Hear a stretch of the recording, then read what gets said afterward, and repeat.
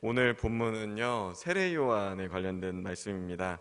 제가 이 마태복음을 전하면서 계속 강조하는 게 있는데, 그게 바로 이 마태복음은 구약의 예언의 성취다인데요. 세례 요한 역시 그 구약에서 오리라 예언되었던 사람이었습니다. 특별히 말라기서와 이사야서를 연관해서 보면 세례 요한의 등장이 어떤 의미를 가지고 있는지, 하나님의 어떤 계획 가운데 있는지 깨닫는 데 도움이 됩니다. 먼저 말라기서 얘기를 좀 하고 싶은데요. 이 말라기서가 구약 성경의 마지막 책입니다. 그리고 이 말라기 저자 말라기 선지자도 역사순으로 마지막으로 활동한 선지자입니다. 근데 그가 활동했던 시대가 BC 400년경이고 예수님께서 오신 때가 이제 BC 4년경으로 보지 않습니까? 곧 마지막 선지자로부터 주님께서 오시기까지 약 400년 동안 하나님의 말씀이 없었다라고 보시면 될 것 같습니다. 그런데 우리 성도님들 중에요, 혹시 이제 성당을 다니다가 교회를 다니신 분이 계실 수 있잖아요. 그분들한테 이렇게 말씀드리면 약간 고개를 갸웃하실 수 있습니다. 왜냐하면요, 가톨릭 성경책을 보면 그 사이에 책이 한 권 더 있습니다. 이 마카비서라는 책인데, 또 우리 교회만 다니신 분들은 약간 생소하실 것입니다. 이 마카비서는요, 남유다가 포로기를 할 때 그 유다에 있는 마카비라는 집안이 성전을 회복하기 위해 투쟁한 기록입니다. 그런데 우리 개신교에서는 이 마카비서는 외경이다 해가지고요, 66권 안에 넣지 않습니다. 그럼 왜 우리 개신교는 이 마카비서를 성경에 넣지 않나요? 라고 질문하실 수 있는데요. 이 마카비서가 역사적으로는 그 기록들을 연구할 가치가 있습니다. 하지만 그러나 그 내용 자체에 하나님의 말씀이 임하고 그 하나님의 뜻이 이루어지는 내용을 담고 있지는 않습니다. 그래서 초대교회도요, 이 마카비서를 존중은 했지만 이것을 하나님의 말씀인 성경으로 인정하기는 좀 어렵다라고 판단하였기 때문에 정경에 들어가지 않았습니다. 그렇지만 여러분, 이 마카비서라는 책이 불경한 책은 아닙니다. 여러분, 이 성경 역사를 더 잘 알고 싶으시면 참조 자료로 한번 찾아보시면 됩니다. 인터넷만 검색해도 그 맥락 이해할 수 있으니까요. 걱정 안 하셔도 되고요. 이걸 통해서 우리가 배울 수 있는 것도 있지만, 그러나 우리가 읽는 66권의 성경, 정경의 그 맥락에 하나님이 우리에게 전하시는 그 분명한 맥락과 교훈을 담고 있는 책은 아니다. 고로 마지막 선지서, 마지막 하나님의 말씀은 말라기였다라고 이해하시면 좋을 것 같습니다. 그 하나님께서요, 이제 구약의 선지자들을 통해 끊임없이 일관성 있는 말씀을 하시는데요. 그 맥락은 회개하라, 나에게 돌아와라. 너희가 나를 떠나면 징계를 받을 것이요 나에게 돌아오며 회복시키시리라 라는 말씀이었습니다. 그런데 이 민족 이스라엘은 결국 그런 하나님의 말씀을 따라 돌이키지 않았습니다. 근데 참 이게 신기하죠. 하나님의 말씀, 예언의 말씀이요, 처음 선포될 때는 너희가 나를 떠났다, 음행했다, 너희를 심판하겠다, 징계하겠다, 분노하였다, 이렇게 강경하게 말씀을 하셨는데 점차 그 가운데 용서의 메시지가 점점 많아집니다. 그리고 결국 무너져가는 이스라엘을 향해서는요, 내가 너희를 용서하겠다, 회복시키겠다, 그리고 그 징표로 내가 너희에게 메시아를 보내겠다라는 희망의 약속의 메시지로 이 구약의 말씀을 마무리 짓습니다. 특별히 마지막 선지자인 말라기는요, 이런 확신 있는 약속의 말씀을 선포하였습니다. 그 말씀 가운데 제가 한 절 읽어드리겠습니다. 말라기 3장 1절입니다.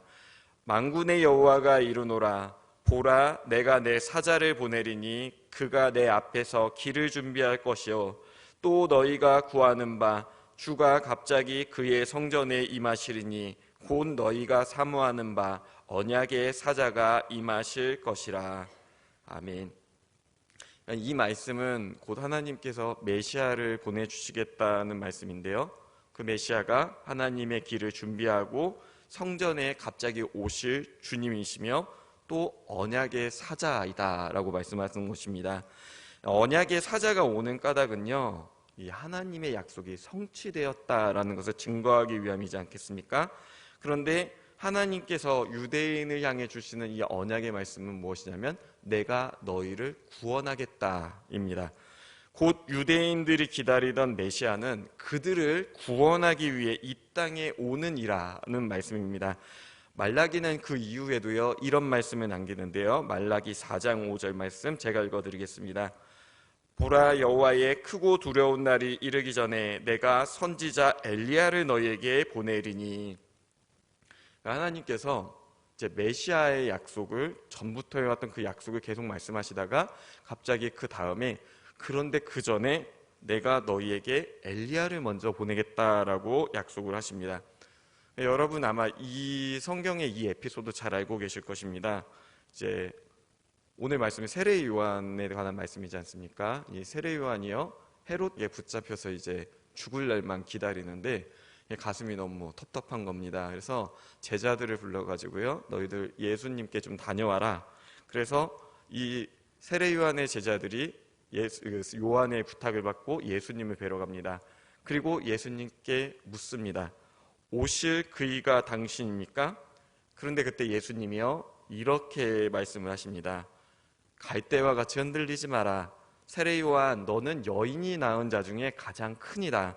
그러나 그보다 더 큰 이가 바로 나다. 그리고 세례 요한, 너는 하나님께서 내 앞에 보낼 것이라 약속했던 그 엘리야다. 사실 예수님이 이 말씀을 하기 전까지요 세례 요한은 스스로에 대해서 그런 정체성을 분명히 갖고 있지 않았습니다. 비록 이 낙타털을 옷을 입고 허리에 띠를 띠고 금욕적인 생활을 했다는데요.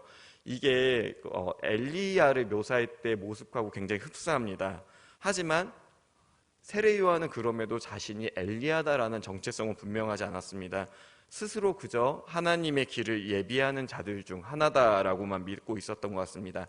왜 그런 거 아니? 요한복음 1장 21절에서 유대인들이 세례 요한에게 가가지고 네가 뭔데 세례를 베푸냐? 그리스도냐? 아니다. 나는 그리스도가 아니다. 그럼 네가 엘리야냐? 나는 엘리야가 아니다. 그럼 너는 선지자냐? 아니다. 세례 요한은 그때 분명히 아니다라고 얘기를 했기 때문입니다. 그러나 세례 요한의 제자들이 이제 말을 전해주고 예수님의 이 말씀을 들었을 때 그는 비로소 자신이 하나님의 예언의 성취 중 하나로 쓰임받는 하나님이 나를 이렇게 보내셨구나라는 것을 깨달을 수 있었습니다. 자, 오늘 말씀 3절 말씀이요 함께 합독했으면 좋겠습니다. 3절입니다. 그는 선지자 이사야를 통하여 말씀하신 자라. 일러스되 광야에 외치는 자의 소리가 있어 이르되 너희는 주의 길을 준비하라. 그가 오실 길을 곧게 하라 하였느니라. 아멘. 자, 오늘 본문은 이제 이사야 말씀을 통하여 말씀하신 광야에 외치는 자의 소리다라고 하지 않습니까? 근데 이게 정확하게는요 이사야서 40장 3절 말씀입니다. 그리고 거기 이렇게 쓰여 있습니다. 제가 읽어드리겠습니다. 외치는 자의 소리여 이르되 너희는 광야에서 여호와의 길을 예비하라. 사막에서 우리 하나님의 대로를 평탄하게 하라. 아멘. 곧 세례 요한의 의미는 하나님의 길을 예비하고 사막에서 광야에서 하나님의 대로를 평탄하게 하는 소리입니다. 근데 사실 이 광야, 사막 같은 말입니다. 길, 대로 이것도 같은 의미입니다. 한마디로 얘기하면요 하나님의 길, 하나님의 뜻을 준비하는 사람이 바로 세례 요한이다라고 구약의 예언은 말하고 있는 것입니다.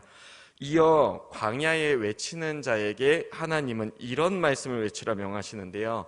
여러분 잘 아는 말씀입니다. 바로 이것입니다.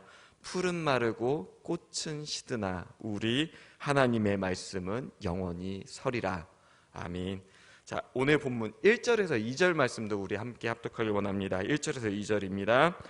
그때 세례 요한이 이르러 유대 광야에서 전파하여 말하되 회개하라 천국이 가까이 왔느니라 하였으니. 아멘. 자, 근데 이 말씀 보면은 처음 시작에 그때라고 고백하지 않습니까? 이 그때에는요 바로 하나님의 약속, 하나님의 말씀, 엘리야가 이 땅에 보냄을 받아 하나님의 말씀을 선포하는 소리로서 활동을 시작한 때입니다. 곧 하나님의 약속이 성취됨을 이제 나타내는 때인 것입니다.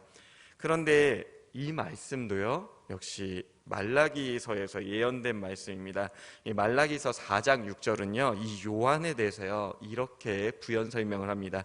제가 읽어드리겠습니다. 그가 아버지의 마음을 자녀에게로 돌이키게 하고 자녀들의 마음을 그들의 아버지에게로 돌이키게 하리라. 돌이키지 아니하면 두렵건대 내가 와서 저주로 그 땅을 칠까 하노라. 아멘. 이게 생각해 볼수록 귀한 말씀입니다. 이 내용을 좀 해석하자면요, 세례 요한은요, 하나님의 마음을 움직여 자녀들을 용서하게 하고 자녀들의 마음을 움직여 하나님께로 돌아오게 한다는 말씀인데요, 다르게 의미하면 하나님과 죄인인 우리 사이에 화해를 위한 그 영적인 그 섬김을 위해서 이 땅에 왔다는 것입니다. 그리고 이 세례 요한은 그 영적인 원리가 무엇인지 분명히 알고 있었는데요, 그 영적 원리가 무엇인가 하니 바로 회개입니다. 자, 하나님께서는 우리가 하나님께서 베푸시는 구원의 은혜를 누릴 때 우리의 입장에서 변화되는 첫 번째 그 변화가 뭔지 여러분 잘 아실 것입니다. 바로 회개입니다. 근데 여기서 말하는 회개는요, 단순하게 나의 잘못을 토로하는 게 아닙니다. 꼭 교회가 아니더라도요, 어떤 집회나 나눔에서 어떤 동기를 통해서 우리가 감정이 격양되었을 때, 내가 여지껏 잘못 살았어, 내가 잘못했어 라고 이렇게 우리의 죄책, 후회를 표현할 수 있습니다. 그러나 그것은 사실 이제 우리의 심리적인 부분에 있는 그 모습일 수도 있습니다. 우리는 모두 죄책감, 죄의식을 본능적으로 품고 살아갑니다. 진정한 회개는요, 그런 죄인된 나의 모습을 하나님의 말씀 앞에서 비추어 감으로써 시작되는 영적 작용, 그것이 바로 회개입니다.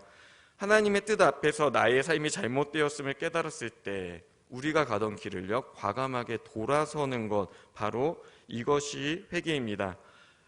예를 들면 성경 말씀에서 이사야가 처음 하나님 앞에 섰을 때 이런 고백을 하지 않습니까? 망하게 되었도다. 나는 입술이 부정한 사람이로다.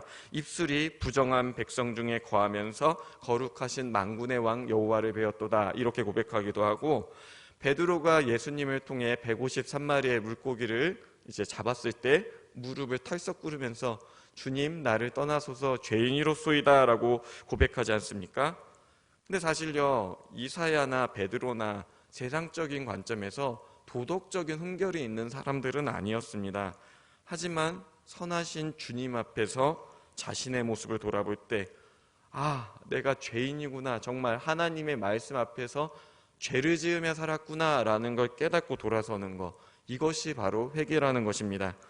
그러나 하나님께서는요, 여러분 스스로 자책하거나 자괴감 가운데 머무는 것을 원하시지 않습니다. 돌이켜서 돌아오기를 원하십니다. 여러분, 예수님을요, 은 30냥에 판 가룟 유다 잘 아시지 않습니까? 이 가룟 유다는요, 예수님을 판 후에 이것이 잘못되었음을 깨닫고 죄책감에 시달렸습니다. 하지만 그는 결국 예수님께 돌아가지 않고 나는 용서받을 수 없는 죄인이야 라고 생각하며 스스로 목숨을 끊었습니다. 그런데 여러분, 가룟 유다가 지은 최고의 죄가 무엇인지 아십니까? 그가 예수님을 판 거예요? 그렇지 않습니다.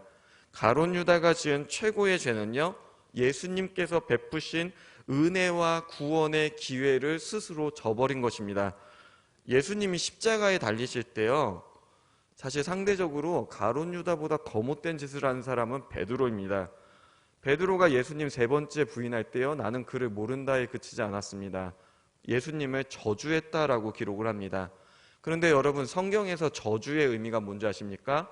저주는요, 하나님의 뜻을 어긋나서 하나님께 징계를 받는 게 저주입니다. 그런데 하나님의 뜻을 감당하기 위하여 그 죽음의 길까지 가는, 죽기까지 순종하신 그 주님 자신의 스승에게, 자신의 은인에게 저자는 하나님의 뜻에 불순종하여 저주받는 자이다 라고까지 선언했던 게 베드로였습니다. 사실 예수님 부활하셨을 때 가장 부끄러운 사람 누구였겠습니까? 저도 벼룩도 낯이 있다고 사실 제가 베드로였다면 못 만났을 것 같습니다. 그런데요, 베드로의 복됨이 여기 있습니다. 그런 죄인의 모습에도요, 하나님을 갈망하는 사모함이 그의 마음에 있었던 것입니다. 하나님의 말씀을 비추어 보건대 이후에 예수님을 이제 참 아들, 하나님의 아들 참 그리스도로 인정하며 그의 삶을 내어주지 않았습니까? 곧 그가 결국 십자가에 붙잡혀서 죽을 때도 거꾸로 십자가에 달릴 수 있었던 그 믿음의 결단, 바로 예수님의 은혜를 사모했고 결국 그 은혜를 겪었기 때문입니다. 사랑하는 성도 여러분, 하나님의 은혜가 지금까지 우리가 지어온 모든 죄의 무게보다 더 큼을 믿으시길 소망합니다.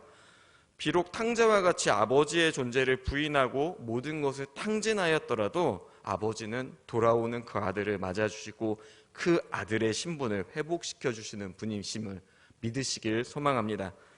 그런데 여러분, 그래도 오해하지 않으셨으면 좋겠습니다. 은혜 한 주 동안에 이제 죄를 마음껏 짓고 나는 교회에 와서 회개했으니 되었어라고 말하는 게 진정한 회개의 얘기는 아닙니다.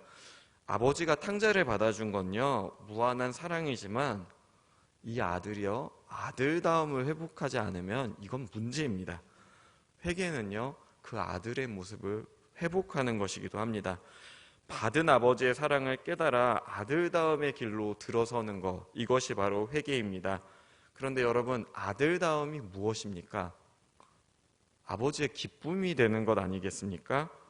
곧 회개는요, 우리가 하나님의 기쁨이 되는 것을 의미합니다. 세례 요한이 선포를 하지 않습니까? 회개하라, 천국이 가까이 왔다. 마태복음에서는 천국이라고 묘사를 하지만 사실 성경 전반적으로는 이 천국이라는 단어보다는 하나님의 나라라는 말을 더 많이 씁니다. 곧 하나님의 통치가 이루어지는 나라를 의미합니다. 그런데 세례 요한의 말이 맞다면 2000년 전에 곧 하나님의 나라가 온다고 했는데 지금 왔나요? 라고 질문하실 수 있는데요. 왔습니다. 이 하나님의 나라는요, 예수님께서 이 땅에 오셨을 때 이미 시작되었습니다. 왜 그렇습니까? 우리가 예수님을 나의 구주로 고백할 때 예수님께서 하나님께서 주신 그 권세로 말미암아 우리를 구원하셨기 때문입니다. 여러분, 우리는 지금 이 땅에 살지만요, 바로 오늘 우리의 생명이 끝나도 우리는 하나님 나라의 백성입니다. 이 사실을 믿으시길 소망합니다. 곧 오실 예수님, 십자가에서 우리의 죄를 대속하여 주시고 부활하심으로 우리를 구원하신, 죽은 잠자는 자들의 첫 열매로 사망의 권세를 물리치신 그 예수님이 바로 하나님 나라의 시작을 알리는 것임을 여러분 기억하시기 바랍니다. 그리고 세례 요한이 선포한 결국 회개하라, 천국이 가까이 왔다. 그럼 그 의미는 무엇입니까? 이제 곧 예수 그리스도가 오신다를 증거하고 있었던 것입니다. 근데 이제 앞서 제가 오늘 말씀 시작할 때 말라기서가 고백한 세례 요한의 역할이 아버지의 마음을 자녀에게로 돌이키게 하고 자녀들의 마음을 그들의 아버지에게로 돌이키게 하는 것이다 라고 이렇게 언급하지 않았습니까? 선하신 아버지 하나님께서 우리에게 원하시는 것, 당신에게로 돌아오는 것입니다. 이 자리에 계신 우리 성도님들은 이미 그 아버지의 품에 안긴 주의 자녀이심을 믿음으로 고백하시길 소망합니다. 그러나 중요한 것은요, 아까도 얘기했지만 이 자녀의 역할은 아버지의 기쁨이 되는 것입니다. 오늘 하루 그 하나님의 자녀답게, 하나님 나라의 백성답게 살아가는 우리의 모습이 중요합니다. 눈앞에 많은 걱정이 있으시죠? 오늘도 기도 제목 많이 있으실 것입니다. 그리고 내일을 생각하면 막막한 그런 부분도 있으실 수 있습니다. 그러나 여러분, 걱정하지 마십시오. 당당하게 펴십시오. 여러분 하나님의 자녀입니다. 하나님 나라의 백성입니다. 그 백성다움 누리시며 살아가는 오늘 하루 되시길 소망합니다. 기도하시겠습니다.